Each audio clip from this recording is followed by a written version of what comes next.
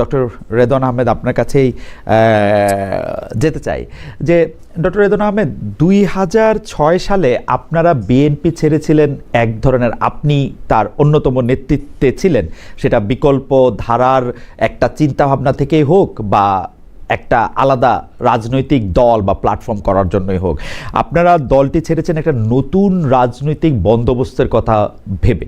আজকে 20 বছর পর, প্রায় 20 বছর পর আপনি আবার বিএনপিতে ফিরে আসলেন। এমনকি আপনার যে রানিং মেট ছিলেন ডক্টর ওলি আহমেদ, তিনি আবার চলে গেলেন জামাত সমর্থিত দলটিতে। এই যে আপনাদের দলটি থেকে আপনার চলে আসাটা, আমি ডক্টর ওলি আহমেদের কথা বাদ দেই, এইটা কি শুধুমাত্র একটা এমপি পদ বা আমি জানি না প্রমিসড একটা মন্ত্রীর পদ সেটা পাওয়ার জন্যই? কারণ আমি তো কোনো নতুন রাজনৈতিক চিন্তা বা বন্দোবস্তের মধ্যে দেখতে পাচ্ছি না। মানে এটা কেন আসলে? ডক্টর আজকের এই আপনার নিশ্চয়ই খেয়াল আছে 2006 সনের 26শে অক্টোবরে মরহুম জনাব বদরুদ্দোজা চৌধুরী, কর্নেল ওলি আহমেদ, সাবেক স্পিকার রাজ্জাক আলী সহ আমরা অনেক এমপি এবং মন্ত্রীরা সেই দিন লিবারেল ডেমোক্রেটিক পার্টি গঠন করেছিলাম। কি কারণে করেছি, কি অবস্থাতে, কিসের পরিপ্রেক্ষিতে করেছি সেই বিষয়ে ইতিপূর্বে অনেকেই এই ব্যাপারে তাদের ধারাবাহিক উত্তর দিয়েছেন। তো আমি আপনাকে একটা এমপি হওয়ার জন্য বা আপনার মন্ত্রী হওয়ার জন্য আমি লিবারেল ডেমোক্রেটিক পার্টি ছাড়ি নাই। কর্নেল ওলি আহমেদ এবং আমি দুইজন একসাথেই জেট ফোর্সে যুদ্ধ করেছি এবং আমি কর্নেল ওলি আহমেদের কোম্পানিতে আমি প্ল্যাটুন কমান্ডার ছিলাম, স্টুডেন্ট প্ল্যাটুন কমান্ডার ছিলাম যুদ্ধকালীন সময়ে। তো এই সম্পর্কে আপনার তিনিও বহুবার বলেছেন, আমাকে উনি অনেক স্নেহ করতেন। তখন আমি ছাত্র ছিলাম, ছাত্র প্ল্যাটুনকে নেতৃত্ব দিয়েছি। তো অনেকগুলো বিষয়ে যখন আমরা খোলামেলা আলোচনা করি, কারণ আমার বয়স এখন 74, আমি 1979-এ বাংলাদেশের কনিষ্ঠতম সংসদ সদস্যের মধ্যে একজন ছিলাম। তো দল গঠন করেছি, দল গঠন করতে গিয়েও অনেক কাঠখড়ি পোড়াতে হয়েছে। তো আপনার কতগুলো বিষয়ে আমাকে কর্নেল ওলি সাহেব প্রেসিডিয়াম বৈঠকে বসে দায়িত্ব দিয়েছিলেন, এই দায়িত্বগুলো আমি যথাযথভাবে পালন করতে চেষ্টা করেছি। এবং যেহেতু আমরা 2012 সন থেকে বিএনপি জোটের সাথে ছিলাম এবং 2018-তে জোট আমাদেরকে 5টি জায়গাতে নির্বাচন করার জন্য, সংসদ সদস্য প্রতিদ্বন্দ্বিতা করার জন্য দিয়েছিলেন। তো আমরা 5 জনই সেই সময় আপনার 2018 নির্বাচনের খবর তো আপনি জানেন, দিনের ভোট রাতে হয়েছে। সেই সময় আমরা নির্বাচনে প্রতিযোগিতা এবং প্রতিদ্বন্দ্বিতা করার জন্য মাঠে ছিলাম। তারপরে আপনার একটা পর্যায়ে এসে যখন ফ্রন্ট ভেঙে দেওয়া হলো, যুগপথ আন্দোলনেও আমরা বিএনপির সাথে ছিলাম। তো ইতিমধ্যে জনাব তারেক রহমান সাহেব একটা ঘোষণা দিলেন যে যুগপথ আন্দোলন বা আন্দোলনে যারা শরিক ছিল, স্বৈরাচার বিরোধী আন্দোলনে শরিকদের মধ্য থেকে তিনি একটা জাতীয় সরকার গঠন করবেন এবং এর আলোকেই সবার সাথে আলাপ আলোচনা করে যারা তাদের সাথে সম্পৃক্ত ছিল তাদের মধ্য থেকে যারা যোগ্য প্রার্থী নির্বাচনে বিজয়ী হতে পারবে এমন সব ব্যক্তিবর্গকে তারেক রহমান সাহেব মনোনয়ন দেওয়ার জন্য নীতিগতভাবে সিদ্ধান্ত নেন। তারপরে আমিও 2-1 দফা তারেক রহমান সাহেবের সাথে আলোচনা করেছি। আলোচনায় ওনার এক প্রশ্নের জবাবে আমি বলেছিলাম যে আমরা যেহেতু আপনাদের সাথে জোটে ছিলাম, এখন যুগপথ আন্দোলনে আছি, তো আপনাদের তো সারা বাংলাদেশে সকল নির্বাচনী এলাকাতেই সংসদ সদস্য প্রতিদ্বন্দ্বিতা করার মতো অনেক প্রার্থী আছে। তো আমাদের দল যেই পর্যায়ে আছে সেখানে আপনাদের যদি ইকুয়ালি মনে করেন যে ইকুয়ালি কম্পিটেন্ট, তাইলে অবশ্যই আমরা যারা আপনার সাথে আছি আমাদের প্রার্থীদের কি বিবেচনা করবেন। তো এই বিএনপির দৃষ্টিতে আমরা মাত্র 2 জন, কর্নেল ওলি আহমেদের সিট এবং আমার সিট, এই 2টি জায়গাতেই আমরা প্রতিদ্বন্দ্বিতা করে তাদের দৃষ্টিকোণ থেকে নির্বাচিত হওয়ার অবস্থা এই বলে তারা আমাদেরকে আলাপ আলোচনার ভিত্তিতে বললেন যে আপনাদেরকে 2টা সিট ছেড়ে দেওয়া হবে। তো আমি এই বিষয়টি কর্নেল ওলি আহমেদ সাহেবের সাথে আলোচনা করেছি। আলোচনা করার পর যে তিনি বললেন যে না, আমরা কেন 2টা সিট নিয়ে তাদের সাথে অ্যালায়েন্স করব। তো আমি বললাম যে দেখেন, আমার যারা কলিগ আছে, হ্যাঁ, আমাদের অনুরোধ ছিল দলটা গঠনের জন্য যারা সম্ভাব্য প্রার্থী তারা অবশ্যই তাদের কনস্টিটিউয়েন্সিতে যাবে, আমাদের দলের প্রতিনিধি হিসাবে সেই জায়গায় কমিটিগুলো গঠন করবে, নির্বাচনের জন্য প্রস্তুতি নিবে। জনাব রেদওয়ান আহমেদ, একটু সংক্ষেপে যদি বলতেন, মানে আপনার কথায় কিন্তু মনে হইতেছে যে আপনি যেহেতু এমপি হওয়ার জন্যই আসলে বিএনপিতে যোগ দিলেন, মানে এটা মনেই হচ্ছে। আসলে আমি অনেক চেষ্টা করতেছিলাম অন্য কিছু বুঝতে, কিন্তু এটাই বুঝলাম না। এমপি হওয়ার জন্য না, আপনি আমার ইতিহাস জানেন। 1991-এ আমরা 3 জন জাতীয় সংসদের স্বতন্ত্র প্রার্থী হিসাবে নির্বাচিত হয়েছিলাম। জি, আমি মেজর হাফিজ এবং নুরুল ইসলাম মনি।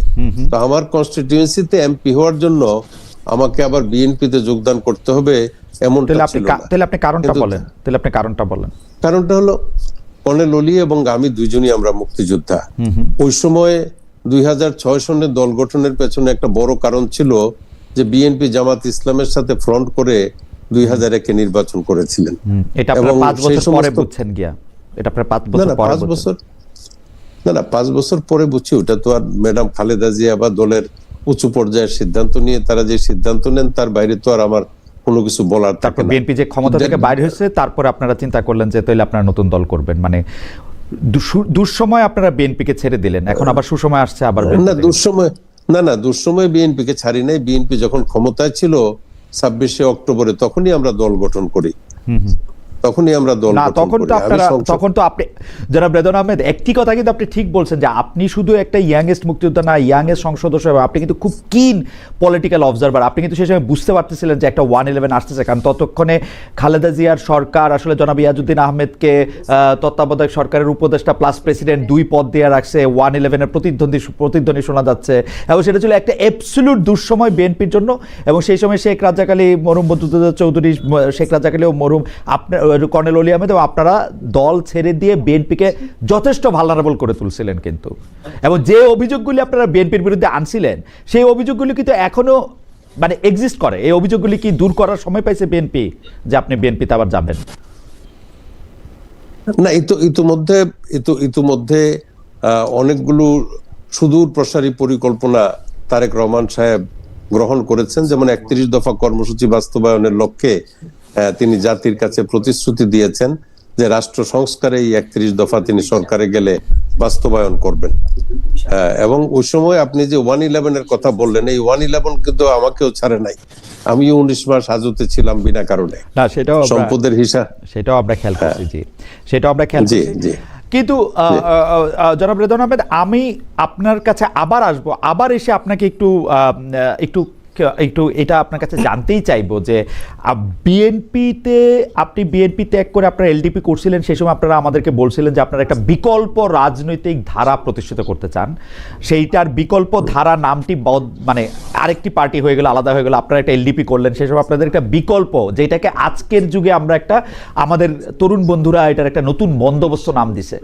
আপনারা কি এমন পরিবর্তন বিএনপিতে দেখলেন যে আপনাদের এখন আবার বিএনপিতে ফিরে যেতে হলো? বা আপনি যে বলতেছিলেন বিএনপির সাথে আপনারা জোটে সবসময় ছিলেন, 2012-তে কি পরিবর্তন বিএনপি আপনাদের প্রতিশ্রুতি করছিল, বা 2026-এ এসে কি পরিবর্তনের ফলে আপনি আজকে ধানের শীষ নিয়ে আবার নির্বাচন করতে যাচ্ছেন, সেটা আমাদেরকে যদি আবার একটু পরিষ্কার করেন। আমরা একটু জনাব সাইফ মুস্তাফিজের কাছে একটু যাই। জনাব সাইফ মুস্তাফিজ, আমি আপনার কাছে এই ব্যাপারটা একটু জানতে চাই যে জামাতে ইসলামী যে আপনাদের সহ আপনারা যে রাজনৈতিক জোটটা বা নির্বাচনী জোটটা যেটা করছেন, সেইটাতে যদি আপনারা সরকার গঠনের মতো সংখ্যাগরিষ্ঠতা পান, তাহলে সেইটাতে কে এই সরকারকে নেতৃত্ব দিবে? বা যদি আপনারা বিরোধী দল হওয়ার মতো একটা বড়, নিশ্চয়ই এরকম তো আপনাদের আছেই যে আপনারা আসলে হয়তো বিরোধী দল হবেন, সেই ক্ষেত্রে কে এই জোটটাকে নেতৃত্ব সংসদে দিবেন, সেইটার ব্যাপারে কি আপনাদের আলোচনা হয়েছে? ধন্যবাদ খালেদ ভাই, আমার বিজ্ঞ সমালোচক এবং যারা দেখছেন তাদেরকে শুভেচ্ছা জানাচ্ছি। দেখেন, আমাদের যেই জোটের আসনগুলো নিয়ে আলাপ আলোচনা চলছে, এবং সম্ভাব্য প্রধানমন্ত্রী বা বিরোধী দলীয় নেতা যদি হয় সেটা কে হতে পারে, সেটা নিয়ে এখনো আসলে আলাপ আলোচনা চলছে। আসলে কার কতটুকু মেরিট আছে, অথবা কে কতটুকু আসলে যোগ্যতা সম্পন্ন নেতৃত্ব দানের ক্ষেত্রে, সেই জায়গা থেকে আসলে 11 দলের মধ্যেই এখন আলোচনা চলছে। তো এখন আসলে ফাইনালি সেই ডিসিশনে আমাদের জোট থেকে আসা হয়নি এখন। এইটা যে আপনি যে যোগ্যতার কথা বলতেছিলেন, এটার কোনো পেরিমিটার নির্ধারণ করা হয়েছে? যেমন ধরেন আপনারা 47টা আসনে প্রার্থী দিয়েছেন, আমরা মানে পত্রপত্রিকায় পড়ছি, আপনাদের নেতৃবৃন্দের মুখেও শুনছি যে 30-35টা আসনের ব্যাপারে জামাত ইসলামের সঙ্গে আপনাদের সমঝোতা রয়েছে। অনেক বড় নেতা জামাত ইসলামী ছাড়াও এখানে আমরা অনেক বড় বড় নেতৃবৃন্দের আপনাদের জোটে দেখতে পাচ্ছি। কর্নেল অলি আহমেদ আছেন, আরও আরও আরও আরও অনেকেই আছেন, আসম আব্দুর রবের স্ত্রী আছেন এখানে। তো আমরা চরমোনাইয়ের, তো সেক্ষেত্রে মানে এই পেরিমিটারটা কি হবে, যে আপনারা কে এই জোটটাকে নেতৃত্ব দেবেন, সেটার যোগ্যতাটার পেরিমিটারটা আসলে কি হবে? হ্যাঁ, সেটার আলাদা এরকম করে কোনো পেরিমিটার নেই যে আসলে আলাদা কোনো কোয়ালিফিকেশন। ব্যাপারটা হচ্ছে যে দীর্ঘ লাস্ট 17 বছর ধরে যারা রাজপথের আন্দোলন করে আসছে এবং এই জুলাই গণ অভ্যুত্থানে যারা নেতৃত্ব দিয়েছে এবং সামনের বাংলাদেশপন্থী যারা রাজনীতি আমরা করতে চাচ্ছি অথবা সংস্কারের প্রশ্নে আমরা এক, সেই জায়গা থেকেই তো মূলত এই জোটটা করা। এবং সেই জায়গা থেকে যে দলের প্রধানরা যারা আছেন তাদের সমন্বয়ে আসলে সেই সিদ্ধান্তটি আমরা নিব। এটার জন্য আলাদা কোনো ক্রাইটেরিয়া সেট করা হয়নি যে আসলে এই অমুক দল 40টার উপরে যদি সিট পায় তাহলে সেই দল থেকে প্রধানমন্ত্রী হবেন বা বিরোধী দলের নেতা হবেন, এরকম কোনো ক্রাইটেরিয়া এখনো আমাদের মধ্যে এরকম কোনো সেট করা হয়নি। আচ্ছা, আমি এটাকে একটু অন্যভাবে প্রশ্ন করি যে আপনারা এটাকে আদর্শিক জোট নয় নির্বাচনী সমঝোতা বলছেন, যেটা আদর্শিক, কিন্তু আদর্শিক জোট বা আদর্শিক জোট না করে, মানে আদর্শের মিল না থাকে কি নির্বাচনী সমঝোতা আসলে করা সম্ভব? মানে আপনার সাথে যার আদর্শের মিল নাই তার সাথে কি আপনি আসলে নির্বাচনী সমঝোতা কখনো করবেন? নির্বাচনী সমঝোতা কি আসলে আদর্শ থেকে নিচে নাকি আদর্শ থেকে উপরে?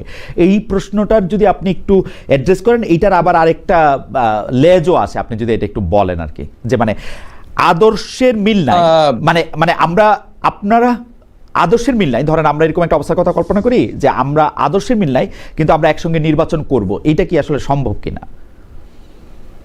এটা সম্ভব। মানে প্রিভিয়াস যদি আমি হিস্ট্রি দেখি, সেখানে আসলে আওয়ামী লীগের সাথে আমরা জামাতের জোট দেখতে পেয়েছি, আবার বিএনপির সাথে জামাতের জোট দেখতে পান নাই। আসলে আওয়ামী লীগ জামাতের সাথে কখনো জোট করে নাই, মানে তারা একসাথে তো ইলেকশনের জায়গা বা তারা যুগপৎ আন্দোলন সেই 90-এর সময় থেকে শুরু করে, অথবা আমি যদি বিএনপির উদাহরণটাই দিই, বিএনপির তো আসলে 4 দলীয় জোটে আসলে একসাথে তারা ক্ষমতায় এসছে। তো সেই জায়গা থেকে তো তাদের যে আদর্শিক জায়গা সেটা তো কেউ কারোটা সাবস্ক্রাইব করেনি। মানে জামাতের আদর্শটা তো বিএনপি সাবস্ক্রাইব করেনি, আবার বিএনপির আদর্শ তো জামাত সাবস্ক্রাইব করেনি দেখেই আসলে এখন 17 বছর পর এসেও তারা দুই মেরুতে দাঁড়িয়ে রাজনীতি করছেন এবং তাদের নিজস্ব আইডিওলজি দিয়ে তারা রাজনীতিটা করার চেষ্টা করছেন।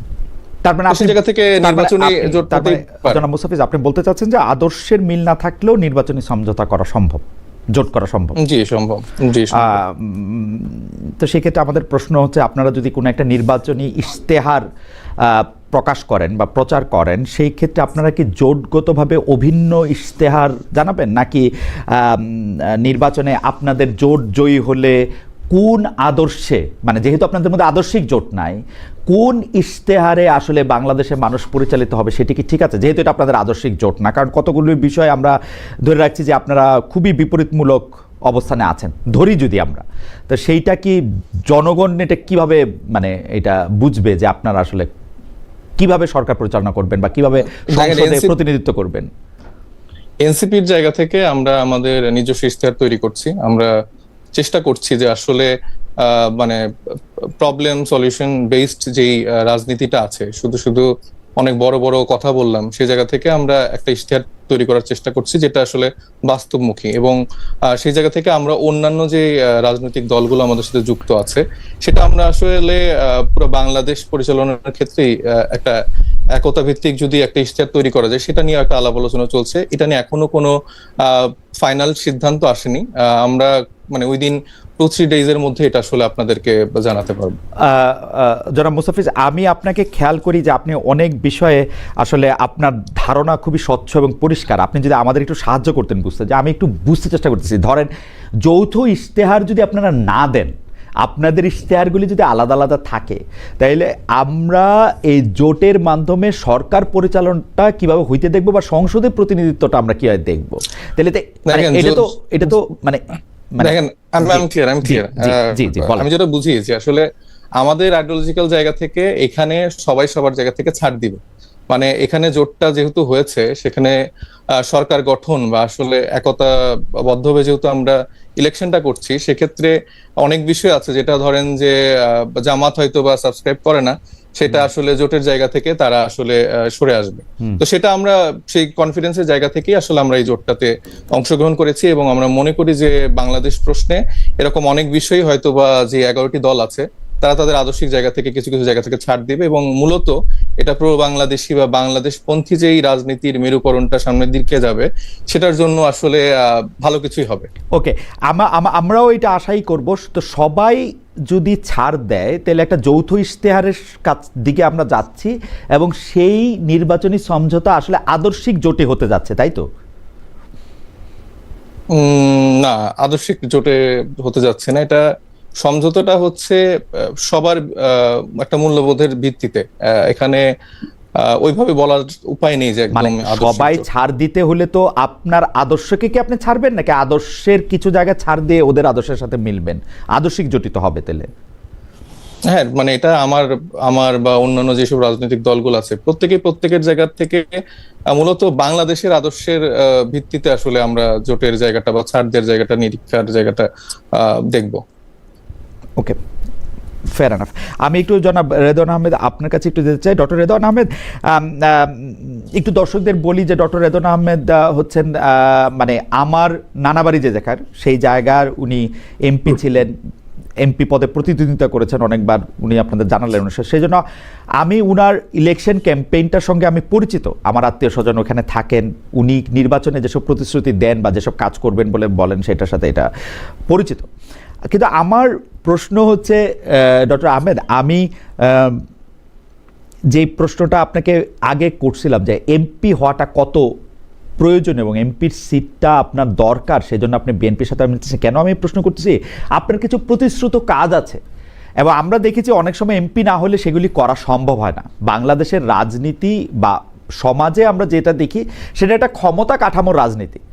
আপনি আপনার বহু বক্তৃতায় সেই ক্ষমতা কাঠামোর রাজনীতি থেকে বেরিয়ে আসার কথা বলছেন, কিন্তু আবার আমরা দেখি বেশিরভাগ সময় সেই ক্ষমতা কাঠামোর রাজনীতিতেই আমরা বলয়ভুক্ত হতে দেখি। আসলে কি বাংলাদেশের রাজনীতিতে এই ক্ষমতা কাঠামোর বাইরে দাঁড়িয়ে কোনো কিছু করা সম্ভব না? এই তো মানে আমরা ডক্টর রেদওয়ান আহমেদের মানে বর্ণাঢ্য এবং বিপুল রাজনৈতিক জীবন থেকে এই শিক্ষাই তো নিব যে শেষ পর্যন্ত গিয়ে আমাদের আসলে বিএনপি, আওয়ামী লীগ, জামাত, জাতীয় পার্টিই করতে হবে।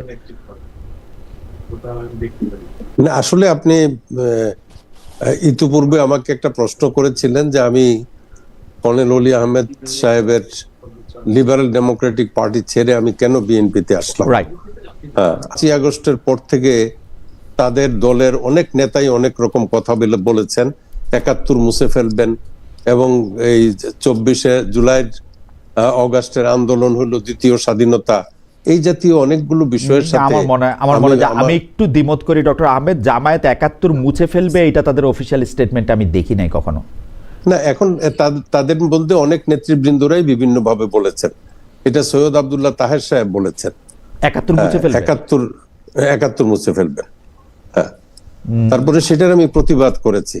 তারপরে আরেকটা জিনিস আপনি যে আমাকে প্রশ্ন করেছিলেন যে এই বিএনপিতে আমি যোগদান করেছি, শুধু জামাত ইসলামের সাথে তিনি অ্যালায়েন্সে যাবেন, আমারও কারো না কারোর সাথে মিলে নির্বাচন করতে হবে, যেহেতু আমি নির্বাচন করি। এবং আপনার প্রশ্নেও আপনি বলেছেন যে অনেকগুলো প্রতিশ্রুতি আমার বাস্তবায়নের জন্য, আমি যে প্রতিশ্রুতিগুলো এলাকাবাসীকে আমার রাজনৈতিক জীবনে দিয়েছি, সেইগুলো বাস্তবায়নের জন্য আসলেই ক্ষমতার ধারে কাছে থাকা প্রয়োজন। যেমন আমি আপনাকে একটা দৃষ্টান্ত দেই, আমার এলাকাতে আমি 3টা কলেজ, 7টা হাই স্কুল, 2টা গার্লস হাই স্কুল প্রতিষ্ঠা করেছি, এবং আমার কলেজগুলোতে বিভিন্নভাবে নূতন কিছু প্রবর্তন ইন্ট্রোডিউস করার জন্য আমি চেষ্টা করছি। যেমন আমার রেদওয়ান আহমেদ কলেজে আমি 4টা ভাষার উপরে স্পেশালি আমাদের দেশের যুবকদেরকে ডক্টর language আহমেদ, course আমি একটু পিছনের প্রশ্ন একটু করতে পারি কিনা আপনাকে, যে আপনি বলেন। বলতেছেন জামায়াতের সাথে অ্যালায়েন্স করার ব্যাপারটা যখন এলডিপির নেতা ডক্টর অলি আহমেদ বললেন, তখন আপনি বললেন যে না, জামায়াতের সাথে অ্যালায়েন্সে আপনি যাবেন না। কিন্তু বিএনপি যখন জামায়াতের সাথে শুধু অ্যালায়েন্সই করলো তা না, জামায়াতকে বিএনপি কিন্তু 2001 সালে এরকম কোনো প্রতিশ্রুতি নির্বাচনের আগে দেয় নাই যে জামায়াতের 2 জনকে তারা মন্ত্রী বানাবেন। তারপরে সেই মন্ত্রী বানানোর পরও 2001 থেকে 2006 পর্যন্ত কিন্তু আপনার কোনো অসুবিধা হয় নাই আসলে। এখন জামাতের সাথে অ্যালায়েন্সের নাম করাতে আপনি দলটি মানে এলডিপি বলে তো এখন আর কিছু থাকবে না, অলি আহমেদ নাই, রেদওয়ান আহমেদ নাই, আপনি এলডিপিকেই মানে বাদ দিয়ে দিলেন। এত জামায়াতে ইসলামীর এগেনস্টে আপনি কেমনে, মানে কেন, মানে এইবার? দেখেন, এত বিশদ বিশ্লেষণ করতে গেলে তো অনেক সময় লাগবে। এরা মুক্তিযুদ্ধের বিরোধিতা করেছে। রাজাকার আল বদর আল শামস বাহিনী এই জামাতে ইসলামের মাধ্যমে গঠিত হয়েছে। আপনি 2001-এর জোটের নির্বাচনের কথা যদি বলেন, ওই সময় আন্দোলন সংগ্রামে তারা ছিল এবং বিএনপি তাদের সাথে জোট করছে, এবং একটা বড় দল, বড় রাজনৈতিক সংগঠন যদি কোনো সিদ্ধান্ত নেয়, এককভাবে আমি ব্যক্তি হিসেবে সেই সময় আরো যুবক ছিলাম, দলের সিদ্ধান্তের বাইরে যাই নাই। কিন্তু আমি একজন মোটামুটি ভাবে ম্যাচিউরড পলিটিশিয়ান হিসাবে আমি মনে করি এই 5ই আগস্টের পর থেকেও জামাতে ইসলামের যে সমস্ত বক্তব্য এবং জামাতে ইসলামের যে সমস্ত কর্মকাণ্ড এবং মুক্তিযুদ্ধকে তারা আসলে ধারণই করে না। এখন তাদের একজন নেতা যদি একটা স্টেটমেন্ট করে, এটা বলে যে আমার দলের স্টেটমেন্ট না, তারা 71-এর মুক্তিযুদ্ধকে তারা ওনই করতে চায় না। বিভিন্ন ক্ষেত্রে তাদের অনেকের বক্তৃতায় দেখা গেছে। কিন্তু আমি এই ব্যাপারটা ঠিক বুঝি না ডক্টর আহমেদ, কারণ ডক্টর আব্দুল্লাহ তাহের, আমি যখন ডয়েচে ভেলেতে ছিলাম আওয়ামী লীগ সরকারের আমলে, উনি আমাকে যে ইন্টারভিউ দিয়েছিলেন সেখানে কিন্তু তিনি বলেছিলেন যে মুক্তিযুদ্ধ শুধু ধারণই করে তা না, জামাতে ইসলামী তার পরিবারেও অনেক মুক্তিযোদ্ধা রয়েছে এবং তিনিও ছোটবেলায় মুক্তিযুদ্ধকে সাপোর্ট করেছেন। এখন এইটা পলিটিক্যাল বক্তব্য না দলীয় অবস্থান, সেটা তো দলের ভাষণ থেকে আমাদের এটা বুঝতে হবে। দলের ভাষণে তো আমরা এরকম দেখি নাই যে মুক্তিযুদ্ধকে ওন না করতে, তাহলে তার অলি আহমেদ সাহেব নিশ্চয়ই যাইতেন না ওই দলে। এখন সেই প্রশ্নের উত্তর তো অলি আহমেদ সাহেব দিতে পারবেন। এরা কি মুক্তিযুদ্ধকে ওন পরীক্ষা করে না? আমরা কি ওনাদের জোট সঙ্গী এনসিপির নেতা আছেন, তার কাছে একটু জানতে চাইবো যে জামায়াত এর এই অবস্থান তারাও চোখে দেখেন কিনা যে জামায়াত আসলে মুক্তিযুদ্ধকে ওন করেন না। যদি 2-1 বাক্য বলতেন মুস্তাফিজ। আমি আবার আসবো আপনার কাছে মূল প্রশ্ন নিয়ে, ডক্টর আহমেদকে একটু পজ দিয়ে আপনার কাছে একটু যদি বলতেন, আপনি ওইরকম মনে করেন কিনা? না, আমি মনে করি না সেরকম। আসলে মূলত আমাদের জেনারেশনের যারা জামাত সাপোর্ট করে বা জামাতের রাজনীতি করছেন বা শিবিরে আছেন, তারা আসলে মুক্তিযুদ্ধকে ওন করে। এবং ডক্টর তাহেরের বক্তব্যটা আপনি শুনেছেন কিনা? ডক্টর তাহের কিন্তু কাছাকাছি বক্তব্য দিয়েছেন এরকম, যে 71-কে মুছে 24-কে সামনে কাছাকাছি বক্তব্য দিয়েছেন। এই বক্তব্যটি আমি শুনিনি, এই বক্তব্যটি আমার জানা নেই উনি এটা বলেছেন কিনা। বলে থাকলে এটা আসলে খুবই দুঃখজনক, এবং সেটা আসলে তাহলে তো আসলে আমাদের বাংলাদেশের মুক্তিযুদ্ধের বিপরীত একটা অবস্থান নিচ্ছে। কিন্তু আমি যতটুকু দেখেছি যে ওনাদের সিনিয়র লিডাররা আসলে তাদের যে প্রিভিয়াস যে অবস্থান ছিল সেটা নিয়ে আসলে বেশ বিব্রত অবস্থায় তারা থাকেন, এবং তারা বিভিন্ন সময় এটা বলেছেন যে আসলে তাদের সেটা ভুল ছিল, অথবা তারা আসলে মুক্তিযুদ্ধকে সেভাবে ধারণ করেন। এটাই আমি আসলে দেখেছি। পরিষ্কার। ডক্টর আহমেদ, আপনি কন্টিনিউ করবেন। আমি শুধু আপনাকে একটু মনে করে দিতে চাই যে আপনি যে আসনের নির্বাচন করছেন সেই আসনে যারা গত 17 বছর বিএনপি রাজনীতি করেছেন তারা আপনাকে কেন মানবেন সেটাও যদি আপনি একটু বলেন। আপনাকে মনোনয়ন দেওয়ার প্রতিবাদে স্থানীয় বিএনপি নেতাকর্মীরা কাফনের কাপড় পরেও কর্মসূচি দিয়েছিল, আপনি নিশ্চয়ই জানা আছে। মানে আসলে তো মানে আপনি তো আসলে বিএনপি রাজনীতিটা গত 17 বছর করেন নাই, মানে এখন আইসা বিএনপি রাজনীতি করার এটা কি কঠিন, সহজ নাকি বাস্তব, সেইটাও যদি একটু বলেন। আমাদের একজন দর্শক এই প্রশ্নটা আমি একটু খুঁজেছি, হ্যাঁ, উনার নাম মোহাম্মদ আরশাদুল হক 1938। উনি প্রশ্ন করেছেন, খালেদ ভাই ইদানিং আপনি কোনো মহিলা ব্যক্তিকে টকশোতে ডাকছেন না, তলে তলে জামাত হয়ে গেলেন কি? আমার কিছু বলার নাই, যা কিন্তু আমি নারী নেতৃবৃন্দকে আসলে টক শোতে আনার ব্যাপারে খুবই সচেষ্ট থাকি আমরা সবাই। তারা যখন আসবেন তা আসবেন। ডক্টর আহমেদ, বিএনপির স্থানীয় প্রতিনিধিরা আপনাকে আসলে বা বিএনপি যারা করছেন সমর্থক তাদের অনেকে এটা প্রতিবাদ জানাচ্ছেন, আপনি যদি একটু বলেন। আমি খুবই আমি খুবই দুঃখিত যে আপনার হয়তো একটু মনটা খারাপ হয়েছে এই ইলেকশনের সময় এরকম প্রশ্ন, কিন্তু আমরা মানে প্রশ্ন আমাদের করে যেতেই হবে। ডক্টর আহমেদ, আপনি যদি একটু বলতেন। না, এখন বিষয় হলো 2012 সন থেকে আমরা বিএনপির সাথে জোটে ছিলাম, যুগপৎ আন্দোলনে ছিলাম, জি, এবং বিএনপির পক্ষ থেকে যুগপৎ আন্দোলনের সাথীদেরকে যে কয়েকটা সিট ছেড়ে দেওয়া হবে এর মধ্যে আমার সিটও একটা। এখন আন্দোলনের সংগ্রামের সমস্ত ক্ষেত্রেই আমার এবং আমার সঙ্গী সাথীদের এই আন্দোলন, স্বৈরাচার বিরোধী আন্দোলনে বহু অবদান আছে, এবং বাংলাদেশ জাতীয়তাবাদী দল নিশ্চয়ই মনে করে যে আমি ওই কনস্টিটিউয়েন্সিতে নির্বাচনের জন্য যোগ্যতম প্রার্থী, বা যারাই প্রতিদ্বন্দ্বিতা করবে আমার বিজয়ী হওয়ার সম্ভাবনা বেশি। আমি ব্যক্তি হিসাবে, তারপরে আমার রাজনৈতিক কর্মকাণ্ড, উন্নয়নমূলক কর্মকাণ্ড, সেবামূলক কর্মকাণ্ড, বা একজন ফিলান্থ্রপিস্ট হিসাবে মানুষের কাছে আমার যে গ্রহণযোগ্যতা আছে, বর্তমান রাজনীতিতে বিএনপির যে নেতৃবৃন্দরা আছেন, তুলনামূলকভাবে আমি তাদের মধ্যে যোগ্য প্রার্থী, এবং আমার স্থানটি বিএনপি দীর্ঘ সময় ধরে আমাকে মনোনয়ন দেওয়ার জন্য খালি রেখেছিল। ডক্টর আহমেদ, আমি প্রশ্নটি সরাসরি করি, আপনি সরাসরি কথা বলতে ভালোবাসেন, আমি সরাসরি করি।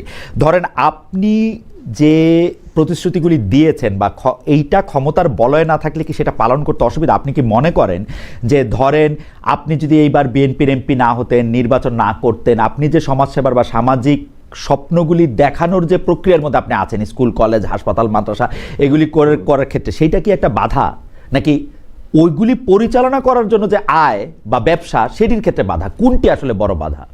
তারা কি আপনাকে এমপি না হলে এগুলি করতে দিবে না?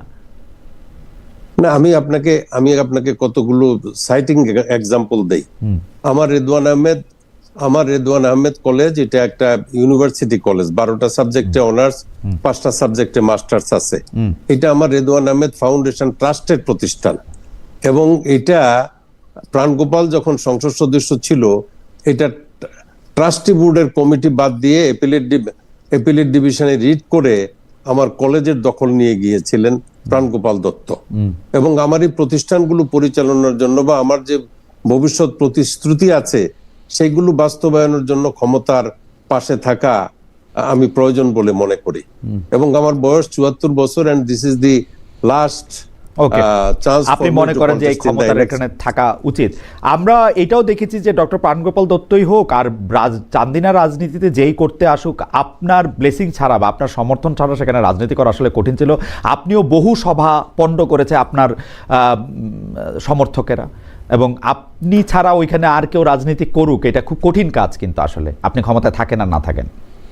না, এটা আপনি সঠিক বলেন নাই। আমার বাইরে আমি আর আলী আশরাফ 6 বার প্রতিদ্বন্দ্বিতা করেছি, আমি 4 বার বিজয়ী হয়েছি, আলী আশরাফ সাহেব 2 বার বিজয়ী হয়েছেন।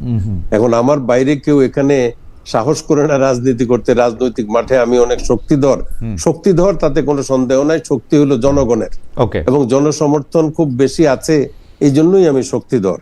এবং আমি যেই কর্মকাণ্ড, যে উদাহরণ আমি চান্দিনাতে দৃষ্টান্ত রেখেছি, তার পাশাপাশিও কেউ আসতে পারে নাই।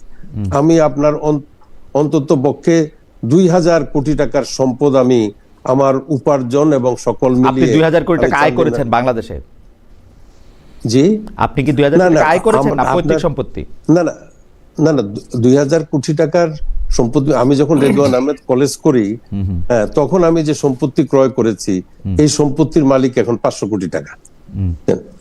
জিয়াউর রহমান কলেজের জন্য আমি যে সম্পদ দান করেছি, তার দাম এখন আপনার 20 কোটি টাকা।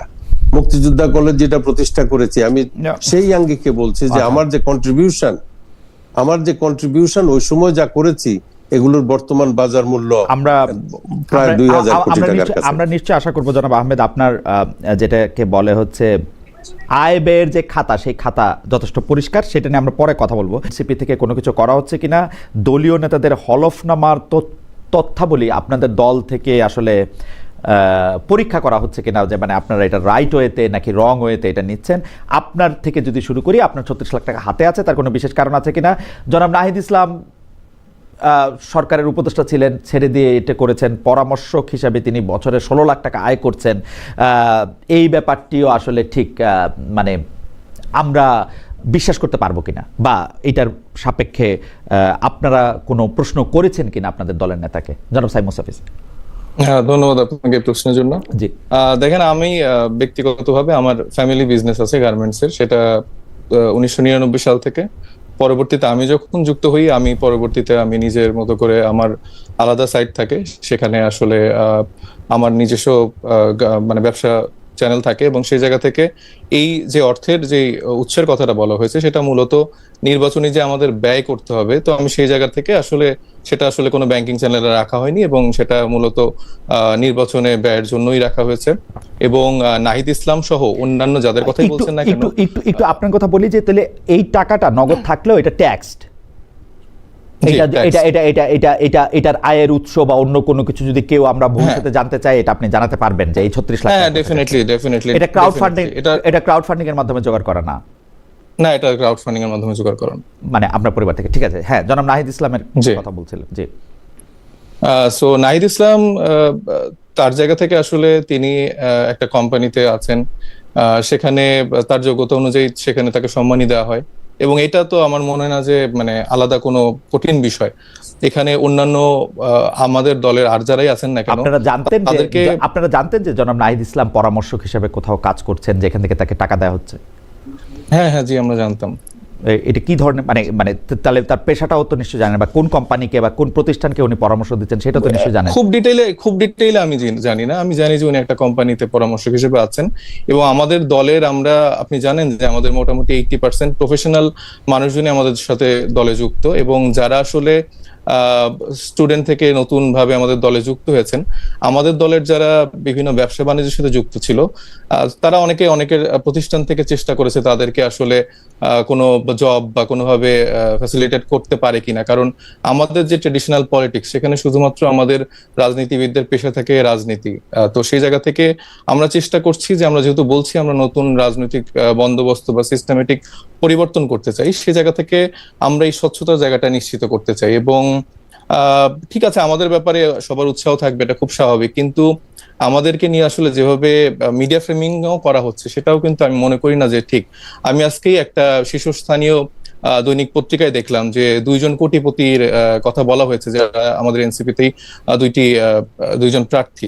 তো তারা কিন্তু এনসিপিতে যুক্ত হয়েছে এই নমিনেশন, যখন আমরা প্রার্থিতার জন্য ফর্ম ফিল আপ বা ফর্ম বিতরণ করছি, সেই সময়টাই কিন্তু তারা আমাদের সাথে যুক্ত হয়েছে। কিন্তু মানে ফ্রেমিংটা যেভাবে আসছে, যে আসলে তরুণরা মানেই দুর্নীতি করছে, বা এদের আসলে টাকার উৎস কই থেকে আসছে, এবং 2জন কিন্তু প্রভাবশালী ভাবে, তারা কিন্তু ফ্যামিলিগত ভাবে, যে 2জনের কথা নাবিলা তাসনিদ এবং আরেকজন আছেন সম্ভবত উনি ঢাকা 7 আসন থেকে ইলেকশন করবেন। তো এই 2জনই কিন্তু আগের থেকেই আসলে ব্যবসায়ী, এবং তাদের আয়ের উৎস সবকিছু ক্লিয়ার, এবং সেটার সবকিছু ক্লিয়ারেন্স নিয়েই কিন্তু তারা আসলে বৈধতাটা পেয়েছে তাদের নমিনেশন জায়গা থেকে। কিন্তু যেভাবে ফ্রেমিং করা হয়, সেটা কিন্তু অন্যান্য আর 300 আসনে অন্যান্য বিএনপির প্রার্থী বা অন্যান্য প্রার্থীর ক্ষেত্রে কিন্তু এইভাবে আসলে চিরুনি অভিযান করা হয় না। আবার আরেকটা বিষয়, যেমন হান্নান মাসুদের আমি একটা উদাহরণ দিব। তার ক্ষেত্রে বলা হলো যে 98 লাখ টাকার হচ্ছে তার সম্পদ, কিন্তু তার হলফনামায় হচ্ছে যে আমি যতটুকু জানি যে সেটা 6 লাখ বা এরকম একটা অ্যামাউন্ট আছে, তার কোনো সম্পদের বিবরণও নাই। কিন্তু এটা কিন্তু যখন একটা ফটো কার্ড করে বা একটা শীর্ষস্থানীয় কোনো নিউজ জায়গা থেকে গণমাধ্যম থেকে এরকম একটা নিউজ হয়, এটা কিন্তু দ্রুত ছড়ায়, কিন্তু এটা যে আসলে সত্য না, এটার ব্যাখ্যা যেভাবে আসে সেটা কিন্তু আর ছড়ায় না। তো এটা আসলে আমরা জুলাইয়ের পর থেকে দেখে আসছি যে আসলে তরুণদেরকে নানাভাবে ফ্রেমিং করা হচ্ছে যে এই মানুষগুলা দুর্নীতিগ্রস্ত, এরা অনেক টাকা পয়সার মালিক হয়ে গেছে, এরা খারাপ। সো এটা আমার মনে হয় এখান থেকে একটু বের হয়ে আসা উচিত। আমার মনে হয় যে অবশ্যই বের হয়ে আসা উচিত। তো সেই ক্ষেত্রে আপনারাও যদি আমাদেরকে একটু সাহায্য করেন, যে আপনারা কিন্তু অনেকগুলি প্রতিশ্রুতি দল গঠন করার সময় আমাদেরকে দিয়েছিলেন, যে দল গঠন করার ক্ষেত্রে প্রতিটা মানুষের আসলে ফিনান্সিয়াল স্টেটমেন্ট আমাদের সামনে থাকবে, দল কিভাবে পরিচালিত হচ্ছে সেটা আমাদের সামনে থাকবে, দলের ভাড়া কিভাবে দেওয়া হচ্ছে, বাস ওইটা কোত্থেকে আসছে, সবগুলো আমাদেরকে বলবেন। আপনারা কিন্তু এটা বারবার বলছেন যে এটা আপনারা করবেন, কিন্তু এটা করেন নাই। না করার ফলে যেটা হয়েছে, আপনি যেটাকে ফ্রেমিং বলতেছেন, আপনি যদি একটু খেয়াল করেন, আপনি দেখবেন এনসিপির তরুণদের সম্পর্কে মিডিয়াতে যত কথা আসছে তার চেয়ে অনেক গুণ বেশি কথা কিন্তু জামায়াত বিএনপির নেতাদের বিরুদ্ধেও আসছে। কিন্তু আপনারা যেহেতু এই সময় আমাদের নেতৃত্ব দিয়েছেন, নেতার মধ্যে ছিলেন, সেহেতু আপনাদের খবরগুলি নিয়ে আলোচনা বা কথা হয়তো বেশি হয়েছে। একজন রেদওয়ান আহমেদের থেকেও হয়তো নাহিদ ইসলাম বা সাইফ মুস্তাফিজের ব্যাপারে বেশি আলোচনা হয়েছে, কারণ আপনারা সামনে ছিলেন।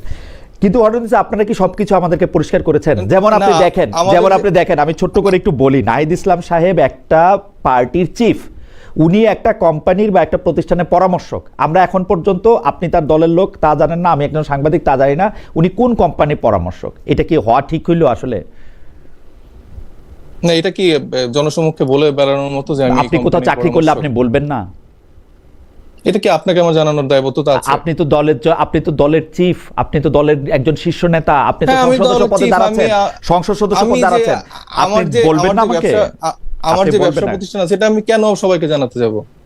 মানে আপনি আয়ের উৎস আমাকে বলবেন না?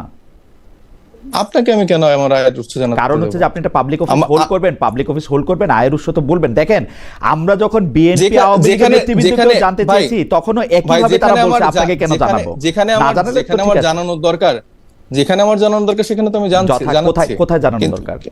এই যে আমার নির্বাচনের জন্য যেহেতু আমার যে হলফনামা বা ইশতেহারগুলো, মানে নামটা লিখতেছেন, আপনি শুধু এইটা বলতে ডিটেইল বলতেছেন না, কিন্তু আপনি শুধু বলতেছেন পরামর্শক হিসেবে আমি এই টাকা আয় করছি। আমার মনে হয় না যে সাংবাদিক আপনাদেরকে আমার প্রত্যেকটা ইনফরমেশন জানানোর জায়গা আছে। আপনি এটা মনে করছেন যে এটা মানে নাহিদ ইসলাম ব্যক্তিগতভাবে দলের চিফের এটা জানানোর দরকার নাই? কি করছে এটা আসলে আমার মনে হয় না এটা আসলে মানে আপনাদেরকে জানানোর প্রয়োজনীয়তা আছে। আমাদের যদি মনে করে যে সে আসলে জানাতে চায়, সে জানাতে পারে, যতটুকু জানানোর দরকার সে ততটুকু জানাতে পারে। ওকে, মানে আপনি মনে করছেন যে এটা জানানো তার দরকার নাই। আচ্ছা, হাউএভার আমি একটু জনাব রেদওয়ান আহমেদ, কিন্তু আমরা যে কমিটমেন্টটা দিয়েছি যে আমাদের দলীয় আয় ব্যয়ের যে স্বচ্ছতার জায়গাটা নিশ্চিত করা বা কিভাবে অফিস চলছে, সেটা আমরা কমিটমেন্টটা আমরা ফুলফিল করতে চাই। এটা কিন্তু আমরা বলেছি, আমরা এরকম তো না, এটা আপনারা আমাদের ওয়েবসাইটে দেখতে পারেন কাইন্ডলি। আমরা কিন্তু বলেছি যে বাৎসরিকভাবে আমরা অডিট করে আসলে প্রত্যেকটা রিপোর্ট আপনাদেরকে জানাবো। তো সেটা এখন আমাদের দলের বয়স 1 বছর হয়নি। সো এই কমিটমেন্ট আমাদের সবসময় থাকবে। আপনার সাথে আমার যদি কথা হয়ে থাকে, এটা আপনি আমাকে বছর শেষে জিজ্ঞেস করবেন। বছর শেষে জিজ্ঞেস করলে আপনারা বলবেন যে আপনারা এই বাসা ভাড়াটা কোত্থেকে দিয়েছেন, এই টাকাটা কোত্থেকে এসেছে? না, ডেফিনেটলি প্রত্যেকটা ব্যাখ্যা কোন খাত থেকে কত টাকা পেয়েছেন, কোন খাত থেকে কত টাকা পেয়েছেন, এটা আপনারা? জি, আমরা এটা চেষ্টা করছি। ডক্টর রেদওয়ান আহমেদ, আমরা কি এই একই রকম প্রশ্ন বিএনপির ক্ষেত্রেও করতে পারবো? কারণ একই মানে প্রায় একই উত্তর আমি গত 5 বছর, 10 বছর, 15 বছর, আমার সাংবাদিকতার বয়স প্রায় 29 বছর হলো, সেই ক্ষেত্রে প্রায় একই ধরনের উত্তর আমি আসলে আমাদের পলিটিক্যাল লিডারদের কাছেও পাই। কিরকম আমি আপনাকে বলি, যেমন আওয়ামী লীগের একজন লিডার, একটা হলফনামাতে দেখা গেল যে তার গত বছরের তুলনায় তার 100 কোটি টাকা তার সম্পদ বাড়ছে, হলফনামাতে লেখা। তো বলছে যে আপনারা তো দেওয়ার দরকার নেই, আমরা তো হলফনামায় দিয়ে দিছি। তো হলফনামাতে পেশা দেখতে পাচ্ছি যে মাছ ধরতেন উনি। গত 5-7 বছরে আমি অনেকবার, 10 বছরে, 2 বছরে, 1 বছরে, গত 1.5 বছরে আমি অনেকবার জানতে চেয়েছি যে আপনাদের দলের যে শীর্ষ নেতা আছেন জনাব তারেক রহমান, তার আয়ের উৎস কি আসলে। তিনি তো আমি উত্তরটা কিন্তু এরকমই পাইছি, আপনাকে তো সেটা আমার জানানোর দরকার নাই। আমি আপনার কাছে একটু প্রশ্ন করব যে পলিটিক্যাল লিডারদের আয়ের উৎস কি আমাদেরকে জানানো দরকার আছে? মানে এটা কি ইয়ার মধ্যে পড়ে? কারণ আমরা দেখছি আন্তর্জাতিকভাবে সাংবাদিকরা এই প্রশ্ন করে পলিটিক্যাল লিডাররা আবার এটা বলার আগেও আসলে এটা প্রকাশ করে, যেহেতু তারা পাবলিক অফিস হোল্ড করে, তারা এটা বলে। আপনার কি মনে হয় ডক্টর রেদওয়ান আহমেদ, আমি কি জিজ্ঞেস করতে পারি যে আপনি আসলে কি করেন, আপনার পেশা কি, আপনার আয়ের উৎস কি, গত 17 বছর আপনি কি করছেন, 20 বছর কি করছেন? আমি 20 বছর না, আমি আপনি হয়তো জানার কথা, আমি বিজিএম এর প্রেসিডেন্ট ছিলাম 1993 থেকে 97 পর্যন্ত। গার্মেন্টস এক্সপোর্ট আমার মূল ব্যবসা, এবং 82 সন থেকেই আমি গার্মেন্টস ব্যবসা করি, এবং এই গার্মেন্টস ব্যবসা করে আমার লভ্যাংশ থেকে বিভিন্ন জায়গাতে আমি জায়গা সম্পত্তি ক্রয় করেছি। মনে করেন 88 বা 90 সনে যে জায়গার প্রতি 6% দাম ছিল 15,000 টাকা, এটা এখন প্রতি শতক কিছু কিছু ক্ষেত্রে আপনার 5 লক্ষ টাকা, 7 লক্ষ টাকা হয়ে গেছে। তো এখানে আমার চান্দিনার বিভিন্ন জায়গাতে পৌর অঞ্চল, আমার গ্রাম এবং অন্যান্য জায়গায় আমি আমার কোম্পানির নামে এবং নিজ নামে বা ছেলে মেয়েদের উপার্জন আপনি তো থেকে যে শুধু জায়গা সম্পত্তি- ক্রয় করেছেন, এটা তো আর বিক্রি করেন না, এবং এটা অনেকটাই পারসিভড মূল্য। না, আপনি বিক্রি- যত যত না না মূল্য বিক্রি বিক্রিও বিক্রি করছেন। করেছি, বিক্রি বিক্রিও করেছি, করছেন। হ্যাঁ বিক্রি করছি, So বিক্রি আপনার- করছি, জি সো আপনার আয় ব্যয় খাতা একদম পরিষ্কার। একদম একদম পরিষ্কার। এই একই কথা কি আপনার দলের শীর্ষ নেতা সম্পর্কে আপনি বলতে পারেন? জনাব তারেক দলের রহমান। শীর্ষ নেতার উত্তর জনাব তারেক রহমানের উত্তর তিনি দিতে পারবেন। আমাদের কি এটা আমি জানার বলতে অধিকার পারবো আছে? আমাদের কি এটা জানার অধিকার আছে যে উনি কিভাবে আয় ব্যয়?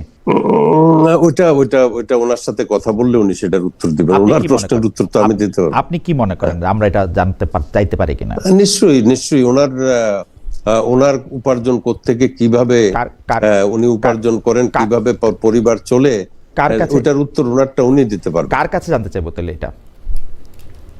ওনার সাথে কথা বলেন। উনার সাথে তো কথা বলা আপনি যাচ্ছে যদি- না। আমি গত 5 বছর ধরে চেষ্টা করতেছি, উনি তো আমার সাথে কথা বলছেন না।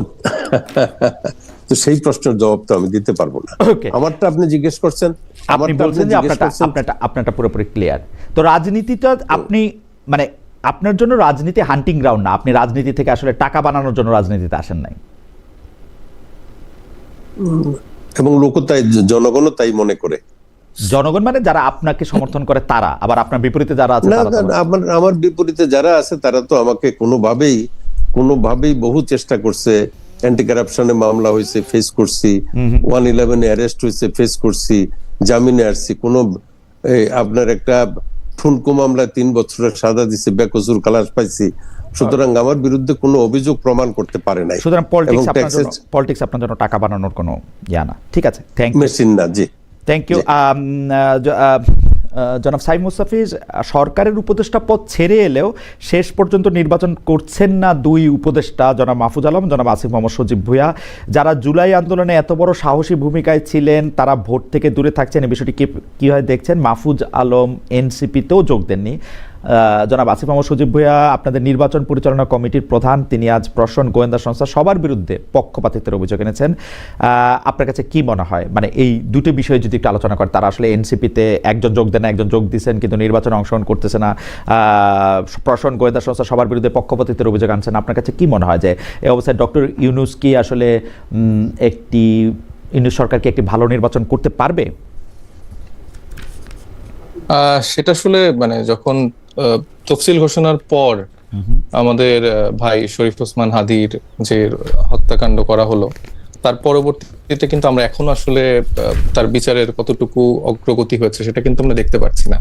তো সেই জায়গা থেকে মূলত বাংলাদেশে যতগুলো আসন আছে সেখানে যারা তরুণ নেতৃত্ব দিচ্ছে অথবা বাংলাদেশ পন্থী রাজনীতি করার চেষ্টা করছে, তাদের সবার জন্য কিন্তু একটা হুমকির জায়গা তৈরি হয়েছে। এবং সেখানে যখন আমরা সিএসির থেকে শুনি যে এটা একটা বিচ্ছিন্ন ঘটনা, এবং দায়িত্বশীল যারা রয়েছেন তাদের থেকেও কিন্তু আমরা সেরকম কোনো সুরাহা বা কোনো রকম মানে গন্তব্য কোন দিকে যাচ্ছে সেরকম আমরা দেখতে পাইনি। তো সেই জায়গা থেকে আসলে কিছুটা আমাদের কাছে মনে হচ্ছে যে আসলে বেশ সংকটাপন্ন একটা সময় আমাদের সামনের দিকে আসতে যাচ্ছে। আর আমাদের যে দুইজন ছাত্র উপদেষ্টার কথা বললেন, তারা কিন্তু মূলত জুলাই গণঅভ্যুত্থান থেকে উঠে আসা দুইজন নেতা, এবং আমরা একজন আমাদের দলে যুক্ত হয়েছেন আর একজন হয়নি।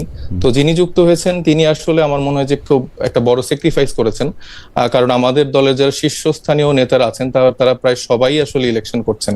তো ইলেকশন যে কমিটিটা আসলে কাজ করার কথা, সেখানেও সেরকম কোনো লিডার নেই। তো তিনি আসলে দায়িত্ব নিয়েছেন যে নির্বাচন পরিচালনা কমিটির দায়িত্বটা তিনি নিয়েছেন, এবং তার আন্ডারে আজকে 7টি সেল কাজ করবে। তো মোটামুটি তিনি তার জায়গাটা আসলে স্যাক্রিফাইস করেছেন দলের জন্য। তো সেটাকে আমি সাধুবাদ জানাতে চাই। আর মোটা দাগে বর্তমানে আমরা যখন কালকেই আমি একটা ঘটনা দেখলাম যে প্রার্থীর যে বৈধতার যে ঘোষণাগুলো দেওয়া হচ্ছিল ডিসি অফিসে, সেখানে বিএনপির এক প্রার্থীর নাম যখন ঘোষণা করা হলো যে তার প্রার্থীটা বৈধ, সেখানে একজন পুলিশ অফিসার হাতে তালি দিয়ে উঠছেন। তো এটা আসলে শুধু একটা ঘটনা না, এটা আসলে এতদিন আমাদের প্রশাসন বা পুলিশের জায়গাটা যেরকম একটা গোপালগঞ্জের দিকে একটা মক্কা ছিল, এখন হঠাৎ করে সেই মক্কাটা আমরা দেখছি বগুড়ার দিকে চলে যাচ্ছে, এবং অনেকেই আসলে আমরা আবিষ্কার করতে পারছি তারা পরিচয় দিচ্ছে যে তাদের বাড়ি গোপালগঞ্জ, অথবা তারা আসলে কোনো না কোনো সময় ছাত্রদল বা বিএনপি রাজনীতির সাথে যুক্ত ছিল। মানে বগুড়া বোধহয় বলতে চাইছেন আপনি, মানে গোপালগঞ্জ তো আওয়ামী লীগের সময় বলতো। জি হ্যাঁ, সেটা বললাম যে আগে যে মক্কা ছিল গোপালগঞ্জ, এখন সেটা আসলে বগুড়ার দিকে চলে গিয়েছে। জি জি। তো সেটা আসলে আমাদের জন্য হ্যাঁ। আচ্ছা, এই ব্যাপারটা আপনি তুলেছেন, এটা ডক্টর রেদওয়ান আহমেদ জবাব দিবেন যে আসলে প্রশাসনকে তিনি বিএনপি বা জামায়াতের দেখতেছেন কিনা, ডক্টর ইউনূস এটা করবেন কিনা, আমরা যাচ্ছি তার কাছে। কিন্তু আপনি যেহেতু নির্বাচন পরিচালনা কমিটির কথা বললেন, বড় একটি স্যাক্রিফাইসের কথা বললেন সাবেক উপদেষ্টা জনাব আসিফ মোহাম্মদ সজীব ভুঁইয়ার, কিন্তু জামায়াতের সঙ্গে আপনাদের জোট করার বিষয়টি মানতে না পেরে আপনাদের সামনের সারির নেতানেত্রীরা, যাদের মধ্যে নির্বাচন পরিচালনা কমিটি যিনি করতেন ডক্টর তাসনিম জান্নাত, তিনিও আছেন, ডক্টর তাজনিমা জাবিন সহ অন্যান্য আরও 6 জন নারী নেত্রী আছেন, এরকম কেন্দ্রীয় কমিটির অন্তত 10 জন এরকম পদত্যাগ করছেন। এটা আসলে দলের একটা বিশাল ভাঙন। জামাতে ইসলামের সাথে জোট করা, আপনাদের পরীক্ষিত নেতা নেত্রীদের নির্বাচনে অংশগ্রহণ করা বা দল থেকে চলে যাওয়া, এদের মধ্যে থেকে কেউ কেউ আবার দল থেকে চলে যান নাই, যেমন সামান্তা শারমিনকে আমরা জানি যে তিনি আসলে দল থেকে চলে যান নাই, তিনি দলেই আছেন। তো কিন্তু এইটা আপনারা কেন মেনে নিলেন? আপনি যদি দেখেন যে জুলাইয়ের যে যোদ্ধাদের একজন আমরা যাদেরকে দেখেছি, জনাব আব্দুল কাদের, গণতান্ত্রিক ছাত্র সংসদের সাবেক আহ্বায়ক, তিনি বলছেন যে এনসিপি জামাতের সাথে জোট বাঁধতেছে, এর একটা কারণ হচ্ছে এনসিপিকে নির্বাচনী খরচ দেওয়া হবে 1.5 কোটি টাকা প্রতি প্রার্থীকে। আপনার কাছে কি মনে হয় যে আপনারা, আমি কাদের সাহেব কি বললেন সেই জায়গায় না গিয়েও যদি আমি বলতে চাই যে আপনাদের দলের নেতাকর্মীদের পদত্যাগ, এইটা এত জি আমি এখনো আমার 1.5 কোটি টাকা বুঝে পাইনি আসলে। আমার এলাকায় আমার টাকা দিয়ে খরচ করতে হচ্ছে, যেহেতু যেই নীতিমালা আছে, বিধিনিষেধ আছে। আচ্ছা, কিন্তু দলের নেতাকর্মীরা তো পদত্যাগ করছেন বা ইলেকশন করতেছেন না, তারা একটা নোট অফ ডিসেন্ট দিচ্ছেন, সেইটা তো দেখতে পাইছেন নাকি? সেইটা ডেফিনেটলি, মানে সেইটা কেন আপনাদের কাছে এত গুরুত্বপূর্ণ হলো না? এটা অবশ্যই আমাদের কাছে গুরুত্বপূর্ণ। আমাদের দল থেকে, দলের যে যারাই সদস্যরা আছেন না কেন, প্রত্যেকেই আমাদের পরিবারের সদস্য, এবং আমরা যে নতুন রাজনীতির কথা বলছি তারা প্রত্যেকেই আসলে সেটা বিনির্মাণ করার জন্য চেষ্টা করে যাচ্ছিল। এবং মোটা দাগে আসলে সবার একটাই চাওয়া ছিল যে এনসিপি আসলে 300 আসনে স্বতন্ত্রভাবে ইলেকশনটা করবে। তো এটা এরকম না যে একদম আমি খুবই এনটি বিএনপি বা এনটি জামাত, এই সেন্টিমেন্টের থেকেও বড় ব্যাপারটা ছিল যে আসলে সবাই মূলত এনসিপি রাজনীতিটা করতে যাচ্ছিল। সেখানে আসলে নতুন কোন জোটে যে আসলে 40টা সিট বা 50টা সিটের আলোকে রাজনীতিটা না করে মেবি আমার সেখানে আসলে জামানত হারিয়ে যাবে, কিন্তু আমরা চাচ্ছিলাম যে আমরা এই ফাইটটা করতে। কিন্তু দেখেন, শরীফ ওসমান হাদির এই ঘটনার পরে আসলে সিনারিও অনেক ক্ষেত্রে চেঞ্জ হয়ে যায়। আমরা আসলে বিভিন্ন জায়গা থেকে আমাদের যারা লিডার আছেন তারা কিন্তু অনেক জায়গা থেকে থ্রেট পাচ্ছেন। আমিও অনেক জায়গা থেকে অনেক সময় থ্রেট পাই। এবং আপনি জানেন যে ঢাকার বাইরের যে ইলেকশনের প্রেক্ষাপট, সেখানে লাস্ট 3 ডেজেই আসলে সেখানকার পরিপ্রেক্ষিতে সিচুয়েশন অনেক চেঞ্জ হয়ে যায়। সেখানকার পোলিং এজেন্ট দেওয়া থেকে শুরু করে যেই বিশাল একটা বন্দোবস্তের একটা জায়গা থাকে, সেটা কিন্তু এনসিপির এই 8 মাস বা 1 বছর আসলে করে তোলা সম্ভব হয়নি। কারণ যেই পরিবর্তিত রাজনীতির রূপরেখা আমরা দিতে চেয়েছিলাম বা আমরা সে কাজটা করতে চেয়েছিলাম, সেটা আসলে মোটা দাগে আমাদের মুরব্বী যারা রাজনীতিবিদরা আছেন তাদের সেই সাহায্যটা আমরা পাইনি, বরঞ্চ আমরা প্রতি পদক্ষেপে প্রতিটা পরিবর্তনের ক্ষেত্রে আমরা বাধাগ্রস্ত হয়েছি।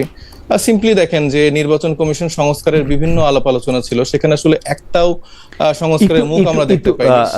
জনাব সাইফ মাসুদ, একটু করে বুঝি যে আপনারা সবাই আসলে এনসিপি রাজনীতিটা করতে চেয়েছিলেন, এবং সেইটা কিন্তু আপনারা বারবার বলেছেন।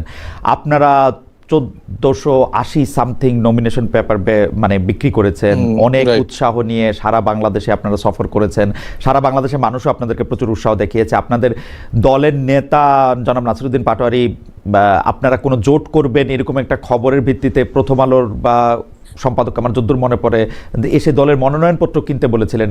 আপনারা আপনাদের লড়াইটা করতে চেয়েছিলেন। আপনারা বলছেন 12 ডিসেম্বর জনাব হাদির গুলিটা হওয়ার পরে, এইটার পরে আপনারা থ্রেট বিবেচনায় আপনারা একটা দল করার কথা ভাবলেন। এখন এই যে জোট করাটা, এটা কি আপনাকে থ্রেটের এগেনস্টে প্রোটেকশন দেওয়ার জন্য আপনারা এটা বেছে নিলেন? মানে আপনারা মনে করলেন যে থ্রেটটা 3 দিন 4 দিন আগে হবে, এটা প্রোটেকশনটা পেতে আপনারা জামাতে ইসলামীকে বেছে নিলেন? এখানে যে শুধুমাত্র থ্রেট, মানে এই থ্রেট সেটা না, এটা এখানে যে সংস্কারের যে আলাপটা আছে, সেখানে আমরা দেখেছি যে মোটা দাগে আসলে বিএনপি থেকে অনেক সংস্কারের আলাপটা তো সারাক্ষণই ছিল, July, August, September, October, November, December. মানে এই জোট করার ক্ষেত্রে কিন্তু পরিবর্তনটা আসলো হচ্ছে জনাব হাদি গুলি খাওয়ার পর, এবং এইটা হইলো থ্রেটের প্রসঙ্গটা আপনি আনলেন। সেই ক্ষেত্রে আমি বলতে চাইতেছি যে এখন জামাত ইসলামের সাথে রাজনীতি করার ফলে কি আপনারা প্রোটেকশন বা প্রোটেক্টেড অনুভব করতেছেন? না, এখানে তো শুধু জামাত ইসলামী বাংলাদেশ না, এখানে আরো 11টি দল আছে। তো 11টি দলের সাথে জোটের ক্ষেত্রে একতা পোষণ করার জায়গাটা, এটা একটি বড় কারণ। এর পাশাপাশি সংস্কার আছে, বিচার প্রশ্ন আছে, যেগুলো আসলে অন্য কোনো জায়গা থেকে আমরা সেই কমিটমেন্টটা পাচ্ছিলাম না। এবং আমাদের যে একক যে পথ, সেটা বেশ চ্যালেঞ্জিং হচ্ছিল, কারণ এখানে অন্যান্য রাজনৈতিক দলগুলো আসলে সেভাবে স্ট্যান্ড গুলো নিচ্ছিল না। আপনি জুলাই সনদের বাস্তবায়নের রূপরেখা বলেন, বা জুলাই ঘোষণাপত্র বলেন, বা রিসেন্টলি আমরা দেখতে পাচ্ছি যে জুলাইয়ের যারা সম্মুখ সারির কিছু তরুণ নেতারা আছেন, তাদেরকে ডিবি তুলে নিয়ে যাচ্ছে বা তাদেরকে মিথ্যা মামলায় হয়রানি করা হচ্ছে। তো আসলে এই আমাদের তরুণদের যে প্রোটেকশনের জায়গাটা, সেটা আসলে না, আমি দেখছি আসলে যারা সরকারে আছেন তারা সেভাবে চিন্তা করছেন, কারণ তাদের এখন মুখ্য বিষয় গিয়েছে তারেক রহমানকে কিভাবে আসলে বিশাল আর্মি বাহিনী দিয়ে প্রোটেকশন দেওয়া যায়। আপনাদের পরীক্ষিত নেতা নেত্রীরা যারা জুলাই আন্দোলনেও সামনের দিকে ছিলেন, খুব উৎসাহ করে নির্বাচনও করতে এসেছিলেন, তারা বিষয়টি বুঝতে পারলেন না কেন? মানে তাদের কাছে কোথায় ব্যাপারটা, মানে এটা ব্যাপারটা হয়েছে কি, খুব শর্ট টাইমে তো এই ডিসিশন গুলো হয়েছে। এটা ওই দিন দেখা যাচ্ছে 3-4 ডেজ এর মধ্যে হয়েছে, এবং এখানে আমাদের একটা ইসি বডিতে এটা আলাপ আলোচনা হয়েছে, কিন্তু সবার সাথে যেভাবে আলাপ আলোচনা হওয়া দরকার ছিল, সেখানে আমার মনে হয় যে কিছুটা ঘাটতি ছিল। আবার অনেকের মধ্যে ব্যাপারটা আছে যে আসলে তারা কোনোভাবেই জামাত ইসলামী বাংলাদেশের সাথে জোট করে রাজনীতির জায়গাটা দেখতে চায় না, সেটা যে কোনো সিচুয়েশনই হোক না কেন। তো আমরা তাদের এই জায়গাটাতে সম্মান আমরা এই পারস্পরিক সম্মানটা দেখতে পাচ্ছি, কিন্তু আপনি কি জানাবেন যে এই সিদ্ধান্তটা কি আপনারা যারা দলের শীর্ষ নেতৃবৃন্দ আছেন তারা কি সংখ্যাগরিষ্ঠতার ভিত্তিতে নিলেন, নাকি সরি যেহেতু আহ্বায়ক সাহেব বললেন বা আরো দুজন প্রভাবশালী নেতা বললেন সেই জন্য আপনারা গেলেন? এটা মানে আলোচনাটা কিভাবে সংখ্যাগরিষ্ঠতা? এটা সংখ্যাগরিষ্ঠতার ভিত্তিতে হয়েছে। এই প্রস্তাবনাটার ক্ষেত্রে সংখ্যাগরিষ্ঠতার ভিত্তিতে হয়েছে। আপনারা যেটা প্রথম 10 জন বলে আমরা যাকে জানতাম, যে 10 জনকে আমরা চিনি, সেই 10 জনের মধ্যে আপনারা 1 জন 2 জন 3 জন বাদে আপনারা সবাই এই প্রথম 10 জনের মধ্যে 7 জনই আপনারা একমত হইলেন যে এইটা করতে হবে। জি জি। ওকে, জনাব রেদওয়ান আহমেদ, ডক্টর ইউনূসের সরকার একটা নিরপেক্ষ নির্বাচন করতে পারবে কিনা, এই প্রশ্নটা বেশ জোরে সোরে উত্থাপিত হচ্ছে এই কারণে যে মানে সবখানেই যেন মনে হচ্ছে ডক্টর আহমেদ, আপনি নিশ্চয়ই খেয়াল করেছেন, সবখানে মনেই হচ্ছে বিএনপি ক্ষমতা এসেই পড়েছে, জনাব তারেক রহমান প্রধানমন্ত্রী হয়েই গিয়েছেন। মিডিয়া থেকে শুরু করে বাকি সবগুলি জায়গায়, এমনকি প্রশাসন এবং অন্যান্য জায়গায়ও আসলে এইটার পদধ্বনি আমরা অনেক বেশি শুনতে পাচ্ছি। এই জায়গাটাকে আপনি আসলে মনে করেন কিনা ডক্টর মোহাম্মদ ইউনূস বা তার সরকার একটা ভালো ইলেকশন পরিচালনা করার ক্ষেত্রে একটা গুরুত্বপূর্ণ ভূমিকা রাখতে পারবে? না, আমি মনে করি ডক্টর ইউনূস যে কমিটমেন্ট, উনি একটা অবাধ, সুষ্ঠু, নিরপেক্ষ নির্বাচন সংগঠন করবেন এবং একটা উৎসবমুখর অবস্থাতে এই নির্বাচন পরিচালিত হবে। আমি মনে করি যে নিরপেক্ষতা বজায় রাখার জন্য সরকারের প্রচেষ্টা অনেক, এবং বিভিন্ন জায়গাতে ডিপটি কমিশনার এবং রিটার্নিং অফিসারদের কার্যকলাপেও সেটা প্রমাণিত হয়। কোথাও কোনো বিএনপির মিস্টেক থাকলে তাদের প্রার্থীপদ প্রত্যাহার হচ্ছে, তাদের প্রার্থীপদ অবৈধ হচ্ছে, আবার অন্যান্য পার্টির প্রার্থীদেরও অবৈধ হচ্ছে। তো সেই জায়গাতে আপনার নিরপেক্ষতার ব্যাপারে আমি এই সরকারের কার্যকলাপকে নিরপেক্ষ বলেই মনে করি।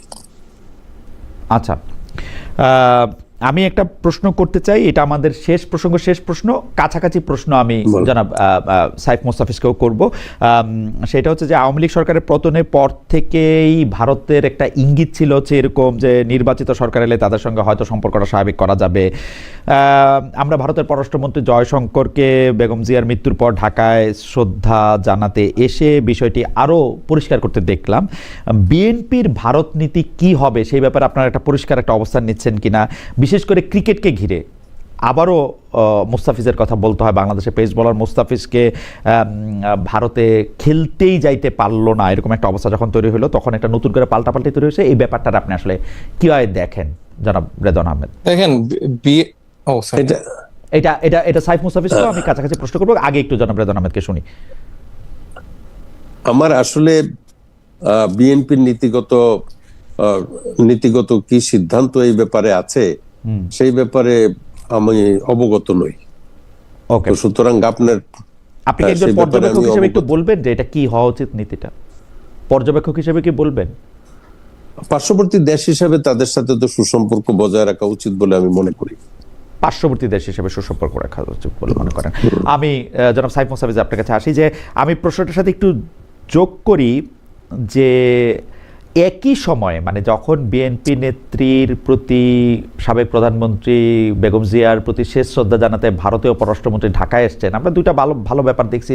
পাকিস্তানেরও আসলে একজন খুব শীর্ষ নেতা এখানে এসছেন, মানে কিন্তু শেষ শ্রদ্ধা জানাতে যখন জয়শঙ্কর এখানে আসলেন, তখন আবার আমরা জানতে পারলাম যে জামায়াতের আমিরের সঙ্গে ভারতীয় শীর্ষ কূটনীতিবিদদের গোপন বৈঠকের কথাও জামায়াতের আমির রয়টার্সের এক প্রশ্নে তিনি স্বীকার করলেন। আপনি এই বিষয়ে আপনি কোনো মন্তব্য করবেন কিনা? দলগতভাবে জামায়াতের কাছ থেকে এই ব্যাপারে আপনারা কোনো কিছু জানতে চাইছেন কিনা, যে আসলে তারা এটা করলেন কেন, এতদিন ধরে আবার গোপনও রাখলেন কেন, এটা আপনারা বলবেন কিনা? না, এখানে বোধহয় কিছু মিস ইনফরমেশন আছে। বোধহয় হচ্ছে সাংবাদিকদের এন্ড থেকে বলা হয়েছিল যে এটা পরে পাবলিশ করার কথা, এরকম আমি যতটুকু জানি। তো এই ব্যাপারে এই জন্য আমি এখন মন্তব্য করতে চাচ্ছি না।